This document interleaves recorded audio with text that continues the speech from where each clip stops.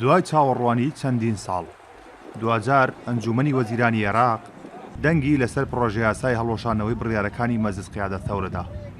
بە پێی پرۆژە یاساکە 300,000 دۆنم دەگەڕێنرێتەوە بۆ جوتیارانی کورد و تورکمان لە ناوچە دابڕێنراوەکان کە پێشتر لێیان داگیرکرا بوو.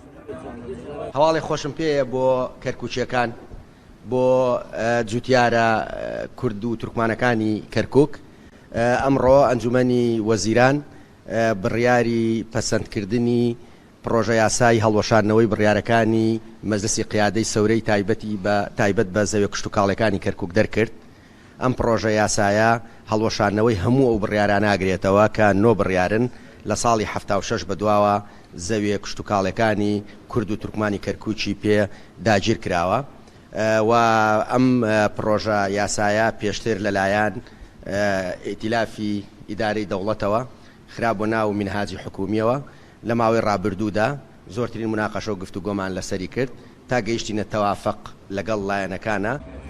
جوتیاران بە پرۆژە یاساکە دڵخۆشن و پیرۆزبایی لە یەکتر دەکەن. دڵمان زۆر خۆشە. نزیکەی 50 ڕۆژە ئەم خێوەتە شوێنی ناڕزایی جوتیارانی کورد و تورکمانە. ئێستا پێیان وایە هەنگاوێک لە ئامانجەکەیان نزیکتر بوونەتەوە.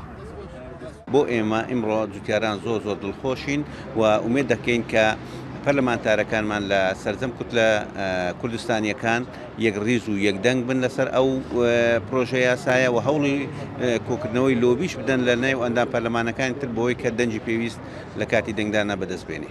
داواکارین تکایان لێکەین ئەم پرۆژەیە دەنگ لەسەری بدەن، لۆبی بۆ کۆ بکەنەوە لەگەڵ لایەنەکانی تر، برایانی تورکمان ئەوانش وەکو ئێمە زوڵم و ستەمیان لێکراوە. تکامان وایە لە هەموو مرۆڤ دۆستێک هەوڵ بدا ئەم زوڵم و ستەمە لەسەر کورد نەمێنێ، ئەوش بە دەنگدانە لەسەر هەڵوەشاندنەوەی بڕیارەکانی مەجلیس قیادەت سەورە. ئەو پرۆژە یاسایی کە ئەمڕۆ لەلایەن ئەنجومەنی وەزیرانەوە دەنگی لەسەر دراوە هەڵوەشانەوەی 9 بڕیاری ڕژێمی پێشووە کە 4 بڕیاریان تایبەتن بە زەویوزاری جوتیاران و بەشێکیشان تایبەتن بە گەڕانەوەی یەکە ئیدارەکان و تاریب و ئەو فەرمانبەرانە کە بەهۆی نەتەوەیەوە لە شوێنی خۆیان ڕاگوازراون. بەری هەوڵ و ماندووبوونەکان خەریکە دەگات بە وەرزی دروێنە. لە ئێستا داوای ماوەتەوە تەنها ئەوەیە کە لە ئەنجومەنی نوێنەران دەنگ لەسەر هەڵوەشانەوەی بڕیارەکانی ڕژێمی پێشوو بدرێت تاوەکو چیتر لە سایە ئەو بڕیارانەوە زوڵم لە جوتیارانی کورد و تورکمانی کەرکووک نەکرێت.